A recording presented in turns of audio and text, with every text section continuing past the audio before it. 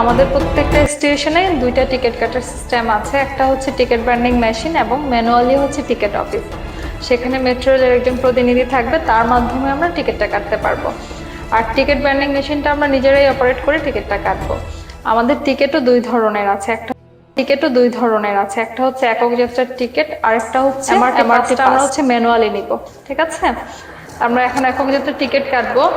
একক যাত্রার টিকিটে ক্লিক করব, গন্তব্য নির্বাচন করব, টিকিট সংখ্যা নিব, ওকে দিব। এখানে রিকনফার্মেশন করছে যে আপনি কি সিলেক্ট করেছেন।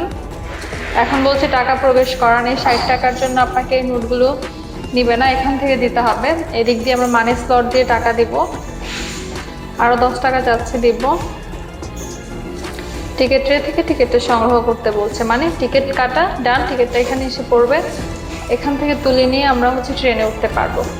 গেল একক যাত্রার টিকিট। এখন হচ্ছে টপ আপ আর কার্ডের তথ্য। এমআরটি পাস যেটা বলেছি সেটা আমরা ম্যানুয়ালি নিব। নেওয়ার পরে যদি আমাদের ব্যালেন্স প্রয়োজন হয় আমরা ম্যানুয়ালি ব্যালেন্স নিতে পারবো, এখান থেকেও নিতে পারবো, অথবা মোবাইল অ্যাপসের মাধ্যমে নিতে পারবো। এখান থেকে নিতে গেলে এমআরটি পাস কার্ডটা এখানে রাখবো, টপ আপে ক্লিক করব, অ্যামাউন্ট আসবে, আপনার ইচ্ছা মতো আপনি অ্যামাউন্ট সিলেক্ট করবেন, যত রিচার্জ করবেন। বলছে টাকা প্রবেশ করান, এখানেও অ্যাক্টিভ ডিএক্টিভ নোট আছে, ঠিক আছে। ফর এক্সাম্পল আমি 500 টাকা দিচ্ছি, আমাকে 100 টাকা ব্যাক দিবে, এদিক দিয়ে রিফান্ড দিবে।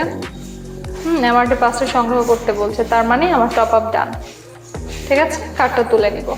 সেম কার্ডেরই আমরা ব্যালেন্স দেখতে চাইলে কার্ডটা এখানে রাখবো, ব্যালেন্স কত আছে দেখাচ্ছে। ডিটেলসে ক্লিক করলে একটা কার্ডে আপনি কতবার ভ্রমণ করেছেন, কোন ডেটে, কোন টাইমে, মানে ফুল হিস্টোরিটা আপনাকে এখানে দিবে। এই তো, এই ছিল হচ্ছে আমাদের টিকিট বান্ডিং মেশিনের কাজ। দুই ধরনের আছে, একটা